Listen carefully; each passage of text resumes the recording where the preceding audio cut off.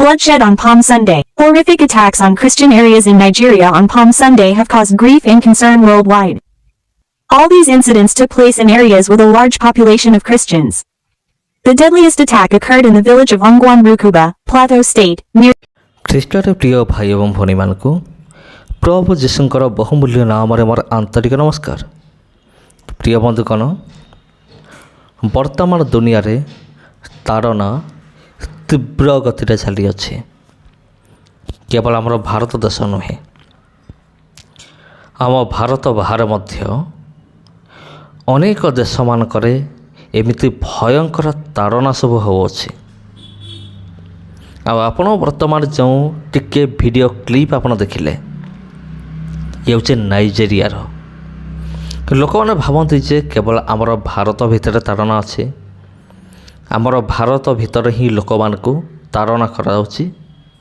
ସେମିତି ନୁହେଁ, ଆମର ଭାରତ ବାହାରେ ମଧ୍ୟ ବିଭିନ୍ନ ଦେଶମାନଙ୍କରେ ତାଡ଼ନା ରହିଅଛି, ଖ୍ରୀଷ୍ଟୀୟ ତାଡ଼ନା ରହିଅଛି, ଆଉ ଯାହାକୁ ଆମେ ଅସ୍ୱୀକାର କରିପାରିବା ନାହିଁ।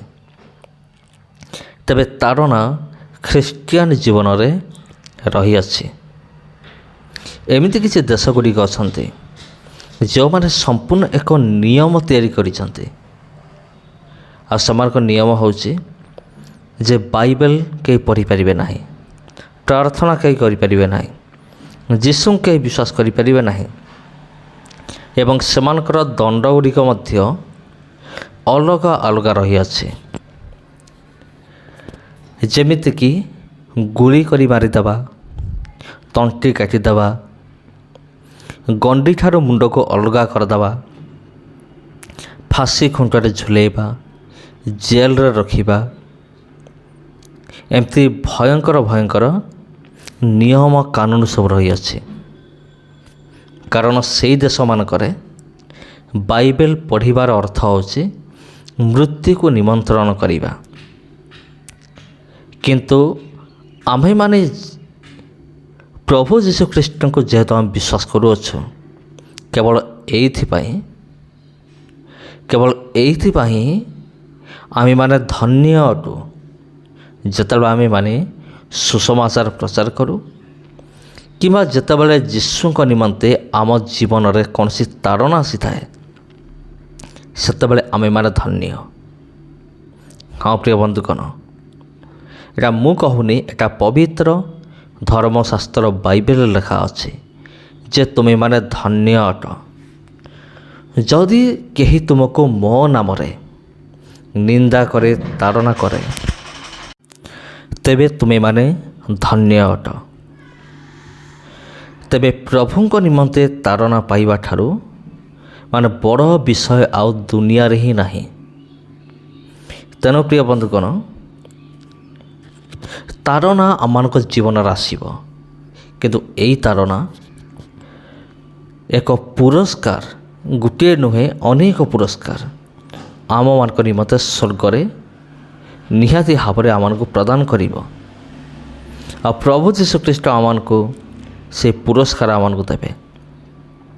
ସେଥିପାଇଁ ପାଉଲ କହନ୍ତି, ମୁଁ ଯୁଦ୍ଧ କରୁଛି କିନ୍ତୁ ଶୂନ୍ୟକୁ ଆଘାତ କରିବା ନିମନ୍ତେ ନୁହେଁ। ପାଉଲ ମଧ୍ୟ କହନ୍ତି, ମୁଁ ଦୌଡ଼ୁଅଛି ବିନା ଲକ୍ଷ୍ୟରେ ନୁହେଁ।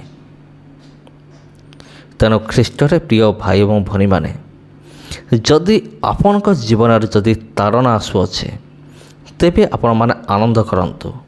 କାରଣ ବାକ୍ୟ କହେ, ଆନନ୍ଦ କର, ଉଲ୍ଲାସ କର। ଆନନ୍ଦ କର, ଉଲ୍ଲାସ କର, କାରଣ ତୁମମାନଙ୍କ ନିମନ୍ତେ ପୁରସ୍କାର ପ୍ରଚୁର ଅଟେ। ନାଇଜେରିଆରେ ଯେଉଁ ତାଡ଼ନା ଘଟିଅଛି,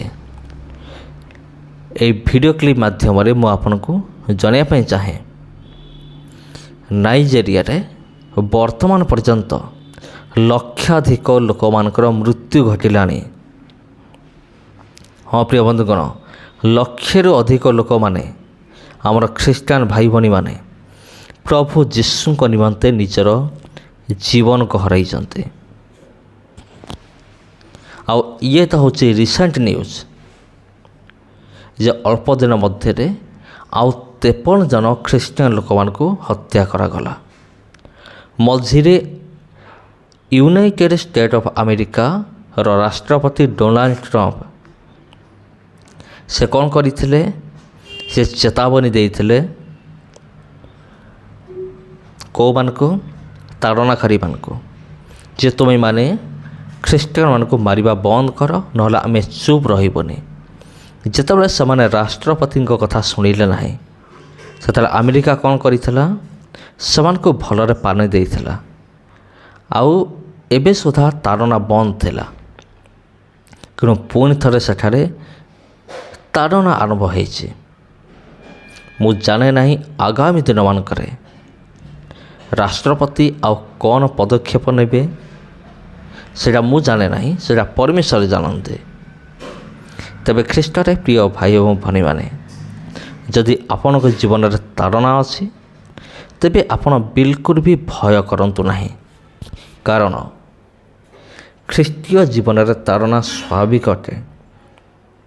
କିନ୍ତୁ ଏମିତି ଗୋଟିଏ ଦିନ ଆସୁଅଛି, ଯେଉଁଦିନ ଆମେମାନେ ପ୍ରଭୁ ଯୀଶୁଖ୍ରୀଷ୍ଟଙ୍କ ଠାରୁ ଆମେମାନେ ପୁରସ୍କାର ପ୍ରାପ୍ତ ହେବା।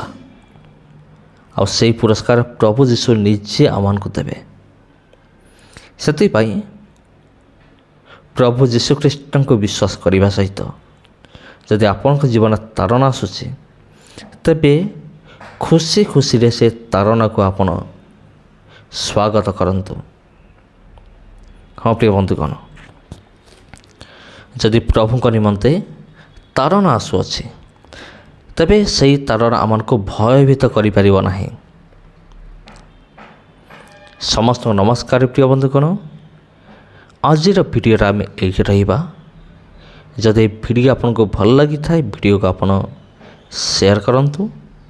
ଆଉ ଯଦି ଆପଣ ଚ୍ୟାନେଲକୁ ପ୍ରଥମ ଥର ପାଇଁ ଆସିଛନ୍ତି, ଚ୍ୟାନେଲକୁ ସବସ୍କ୍ରାଇବ୍ କରନ୍ତୁ। ସମସ୍ତଙ୍କୁ ପ୍ରଭୁ ଯୀଶୁଖ୍ରୀଷ୍ଟଙ୍କର ବହୁମୂଲ୍ୟ ନାମରେ ଆନ୍ତରିକ ନମସ୍କାର। ବର୍ତ୍ତମାନ ପାଇଁ ଏତିକି। ପୁଣି ଭେଟ ହେବ ଆପଣଙ୍କ ସହିତ ଆଉ ଗୋଟେ ଭିଡ଼ିଓରେ।